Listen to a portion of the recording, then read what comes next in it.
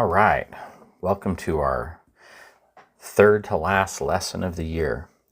So we are continuing with logarithms and exponentials, and we're going to learn some new forms today. We have the natural logarithm and the natural base. I almost never call this the natural base. We'll talk more about that in a minute. And I just want you to recall, like last time we were doing the first half of this unit was like log base b of x is equal to y, and that's if and only if b to the y is equal to x. And so just like review, everything that we're doing today involves these two functions or these two equations, right? We have the logarithm and we have the exponential, and these things are inverse functions. And so how are they similar or different? They're the exact same thing for our essential question. So this number e came up, and you're saying it's not a number, it's e, but this natural base, right? So we're going to get this natural base, and the way that we're going to write this thing is e is a number. It's a button on your calculator. Like you pull your calculator up, you can see that, and in my view is a little different, but it's going to be the second mode on the LN button, and so it'll look a little different on yours than on mine.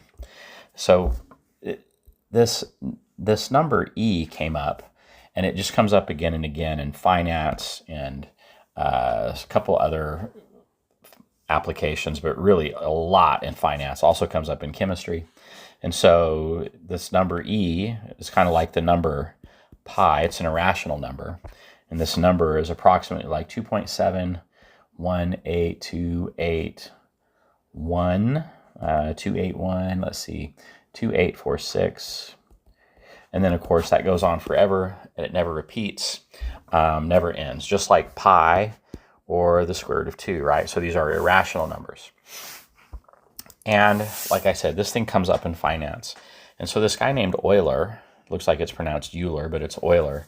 He is the one who discovered this. That's why they call it his number, Euler's number. It's why it's also called E, but to recognize that. So, and it, like pi comes up naturally in the world. It's just the diameter and the radius or the circumference and the diameter of a circle. And so that's where we get pi. This E comes up a lot. And so, and because it is a number, we have a button on the calculator, but we're going to use it as the base of both the exponential and the logarithm. And so we're going to talk about this a little bit. So our exponential, we're going to write it as e to the power of x. So this is like our parent function. It has not been changed at all. It looks exactly like it hasn't been shifted left, right, up, or down. And our logarithmic function, we're going to kind of write this two different ways. So for the logarithmic, it's log base e of x. Make sure your base is like a little below. It's a subscript. And this thing, we use this so much and this e to the x as time goes on, that we've just called this log base e of x. We call it the natural log, and we write it ln of x, and it's a button on your calculator. So that's how often we use it. It has its own button. And so especially like in calculus, you're going to use this almost exclusively. And so we usually refer to this as a natural logarithm.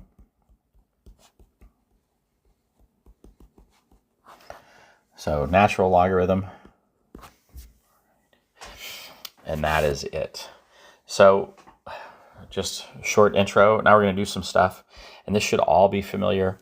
I just want to emphasize that because this natural log function is a logarithmic function, but it's just base e, everything that we've learned about logarithms and exponentials for the exponential function apply to these two things. We can go from one form to the other to solve. All of the transformation properties are the same. Everything is the same. And so we're going to talk about this natural base e, log base e. I'm going to actually put this in Desmos. You guys can put it in your calculator, and we'll talk about, because you might only have a few calculators today. So actually, let's do it like this. So I'm going to put it in Desmos, and we're going to put this natural base e. So I'm going to come to Desmos, and I'm going to do, you can do y equals if you want, doesn't really matter. And to put this e in the calculator, I'm going to go to my keyboard, and if you're on your computer, you can just use your computer keyboard. I'm going to type e, Then I'm going to go back to the regular keyboard, and I'm going to use this a to the b, and I'm going to talk about this a little bit, a to the b, and then I'm just going to type in x, and it's going to give us the graph. And so lo and behold, it looks suspiciously like 2 to the x, right? Just slightly different. So it's another logarithm, it's another exponential equation, another exponential function, and we can get some coordinate points. I'm going to delete 2 to the x, and I'm going to show you something, like especially if you're at home on Desmos, that makes some of these things easy when we're going to graph these guys. If you click the gear, and then I'm going to copy this, click the copy, duplicate, and then I'm going to click this create a table, and it's going to give me a table. And so these values start to get, like, these numbers are not great, but one number we like right there, that important point, 0, 1. So 0, 1, that's our y-intercept. So that's what we're going to use to plot this point. I'm going to do this in red. This function also has an asymptote, right? Just like we've been doing with these exponential functions or the logarithmic functions. And this asymptote is going to be, let me change color, y equals 0. And so we always have to graph that asymptote when we're graphing. And so there's our asymptote. We can use these other points. Kind of the nice thing about this too, like, is if I hit enter, it'll automatically go to 3. I can hit enter again, it'll go to 4. But maybe I wanted to do like 10, right? And so you can just easily, you could change these values, and we could do like whatever, 1.5 to get some values out to graph this over here. And so that's all we're really looking for, is some values. And if you're on a calculator, it's going to be the same thing. You're looking for the e to the x button. It's going to be on the lower left-hand side of your keyboard. 1, 2, 3. It's the second function of the natural log, the ln button. And so it's the third button from the bottom on the left-hand side. You'll have to press second, and then ln, and that e to the x will pop up, and you can type stuff in there. I'll use Desmos today just because it's going to be a little bit easier for me. And so we can graph this, and all we really want is just a quick graph. Whoops, that's not what I wanted. Let's try this again. So here we go. We know this is going to shoot up. There's our graph. We know it is an exponential. It looks like an exponential. And so we know the domain of an exponential is going to be negative infinity to infinity. And the range, because we have a horizontal asymptote, that's going to change our range. And so our range is going to be 0 to infinity. And that's it. So natural base, I almost never call it natural base. It is natural base, and I don't necessarily like that this is e to the x. It should be is equal to f of x, or y equals e to the x, just a little different notation. So natural base. Now, so our natural log, and I know it's like ln, but it was discovered by a French guy, so for whatever reason the order's reversed, it's natural log. So I'm going to put this in Desmos. I'm just going to clear these out. If you are on your calculator, again, it's the ln button. And so for me, I'm just going to go to the keyboard, ln x, and it's going to automatically type it in. You can literally just type ln of x on your keyboard. If there's some transformation changing that x value, right, like y equals ln of x plus or minus some value there, you're going to need to open a set of parentheses before you type that in. And I would do the same thing. We can get some values here. One of the nice things about Desmos is it's easy to get like coordinate points, x and y intercepts. We can see we've got that point, 1, 0 would be our x-intercept. And that's it. So we can get some other points. We could do the same thing as we did before, but we also know, let's get some other things going on here. We also know that logarithmic functions, remember that is a logarithm, have vertical asymptotes, and this has not been translated left or right, all right, because it's just natural log of x would be 0. X is equal to 0. So let's graph that real quick. Ooh, I missed. Let's try again. That's a little better. And so let's get that other coordinate point, that x-intercept, 1, 0. And let's sketch a graph. You can get more points. And there's the natural log. I'm going to minimize this window a little bit. Okay, that's it. So again, this natural log, this is the same thing as a log base e of x minus h plus k. And so we know that this thing has a vertical asymptote.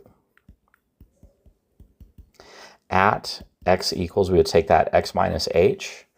We would take that x minus h, we would set it equal to 0 and solve, and we would get x is equal to whatever that k value is. And I know this doesn't have it, but I want to add it in here. I want to add our exponential. And all the other transformations are the same. So f of x is equal to a, and I left a little bit of space there intentionally. We're going to come back. And this would be x minus h plus k. We know that this guy has a horizontal asymptote at, I just lied to you on the first one. I realized this should be, let's go back to our logarithmic function real quick. This should be x equals h. We set x minus h equal to 0 and solve. So please correct that on your notes. Sorry about that. Coming back to our exponential function, we have a horizontal asymptote at y equals k. And so that is it. This can be kind of tricky, right? I like to put parentheses like that just to kind of isolate that a value, whatever that a value is, because we would do, first think about order of operations, first we would do like exponents, so we would simplify anything into exponents, and then do whatever that exponent is telling us before we multiplied through by a, and then finally added k. And that's really it. We're going to write some equations. You guys did fantastic on the test. The class averages were super, super high. But we had some problems with some of these transformation functions. And so I'm going to kind of get you set up on problems 1 and 2. And I think like 3, 4, 5, and 6, I'm just going to have you guys do it. And the notes are in Google Classroom. You can pull the notes up and check your work. That way this video is not like 37 minutes long or something crazy. If we are, and I'm going to talk about how to enter these two things, 3 and 4, in your calculator in Desmos. And if you're using Desmos, there can be some issues with, you have to be careful how you enter these guys. So let's start with 1. We're going to write an equation for the natural log. And I like to start this just kind of like we've done, right? Natural log of x, I'm going to open a set of parentheses. I'm going to leave that space and that space intentionally. And then I'm going to read the rest of the problem and figure out what our transformations are. It's after a horizontal stretch by 2. Let's change that to vertical. So vertical stretch by 2 and a reflection over the x-axis. Those are our a values, right? That vertical stretch by 2. And then a translation down 5, so we're subtracting 5 from the end. So it turns out I didn't need that big space there. That's okay. We could rewrite this as y equals -2 times the natural log of x. Now, if you write it like this, with no parentheses, it is implied that you're subtracting that 5. That's a translation down. I like to put the x in parentheses to make it like crystal clear that that -5, that sub -5 is a different function. You don't have to put the parentheses, but if this was a horizontal translation, left or right, you would have to have the x -5 in parentheses to distinguish between those two things. And so I put the x in parentheses just to make it crystal clear. And that's it. Example 2, we're going to write an equation for the function e to the x. And if it's a function, it's got to be y equals or f of x equals or m of x equals something. And so I'm going to leave a little space. So this is going to be e to the x. We just copy that parent function straight down. And so it's a vertical compression of 1/3. That's our a value, 1/3. And a horizontal shift left 7. So if we're going to the left, we would actually be adding 7 to that x value. And then up 5 plus 5. That's it. You could put this in parentheses. Let's move that plus 5 over a little bit. You could put that in parentheses if you want, and you're good. Okay, so I want to talk about how to get these two functions, specifically like this one in Desmos. And maybe we'll work on calculator too if you have a calculator. So again, I'm just going to delete that out. If we're inputting the natural log of x, again, for you can just go to your keyboard. And I'll go to my keyboard. So it's just going to be ln. At this point, because we have that horizontal translation, I'm going to go back to like my little number pad here. I'm going to open a set of parentheses and put x plus 4. Close my parentheses, and then I'm going to plus 1. Plus 1. And so we could find pretty easily with Desmos, right? We can find those x and y intercepts, and those should be coordinate points that we are graphing the x and y intercepts, especially if you're using Desmos. And I realize like this y-intercept of 2.38629 is going to be tough to graph. Just do your best, right? Like call it 2.4. So it's like 2.4. Let me get red to make sure you can see it. I'll zoom in a little bit. So 2.4 is about there. Our x-intercept of negative 3.6. Negative 3.6 is about there. Good enough. And we should know that at x equals negative 4, we have a vertical asymptote. And so there's our vertical asymptote. That's going to give us enough information to graph this thing. And so change color so it's not all red. So whoops, getting away from me. Let's go.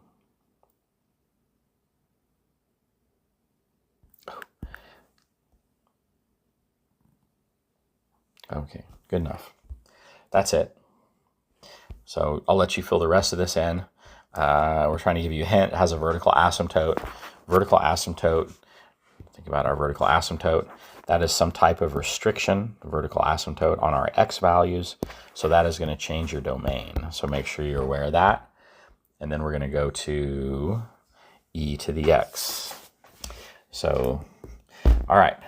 So this one's going to be a little trickier to input, and especially like when you get down to a problem like this, like example number 6, and you're putting in e to the x. If you're using Desmos, we want to be real careful. In fact, maybe I'm just going to put this one in Desmos to walk you through it, because once we do that one, you'll be able to do this one and get all your critical values. So first, we're going to graph this thing. You have to do some of this on the homework. So here's what we're going to do. I'm going to do negative 7, and then I need that e, so I'm going to go to my keyboard, and if you're on your computer, you just type negative 7 and then use the e on your keyboard, e. I'm going to go back to my little math input stuff here. I need an exponent, so I'm going to hit a to the b. So a to the b, this a to the b is going to give me that exponent. That x minus 9, if you're entering it in Desmos, is going to be problematic. Because, like, check this out. If I do x, and then now see how when I did it, the minus came down. And so now we're subtracting 9. So what we need to do is we need to back up 1. I'm going to back up 1 more. I'm going to use my arrow key to get to the other side of that x. You can see that. And I know this is difficult to see on your screen. And so here I am on the other side of that x, maybe. I'm going to open a set of parentheses, and now that's going to let me type everything I need as an exponent. So I'm going to do minus 9, and then I'm going to use my arrow key to get down, just like we would do on a calculator. Whoops, that's a lie. Why isn't I? Okay. And then we would do plus 15, and of course now it's off because we've moved up 15 units. And so that's it. Now, I said we moved up, but that's 14.999. That's because of the other translations that are going on. And so that's fine. And that's it. So we can graph it. We could pull tables of values up the same way. I just wanted to make sure if you're using, because we might not have enough calculators today because the AP pre-calculus students are using them. And so that's kind of where we're at. So you'll do the same thing for this one. This one's easier to graph. I'll let you figure those values out. I think you guys at this point can do the rest of these notes. Another thing I saw, I didn't see it so much on this test, but I saw it a lot. Well, I did see it on this last test. So if it's asking for the parent function, sometimes the parent function is contained in the problem, right? This has the word ln, so the parent function is just the natural log of x, like that's it, right? There's no transformations. There are no transformations. We could do the same thing for 2 times e to the x plus 3. Our parent function is just e to the x, that's it. Right? The function with no transformation. That's all that is. All right. I want you to finish this, check your work, and good luck. I will see you guys. I will see you Thursday for day 2 of these notes. And if you have questions, we will talk about it. All right. Have a great day.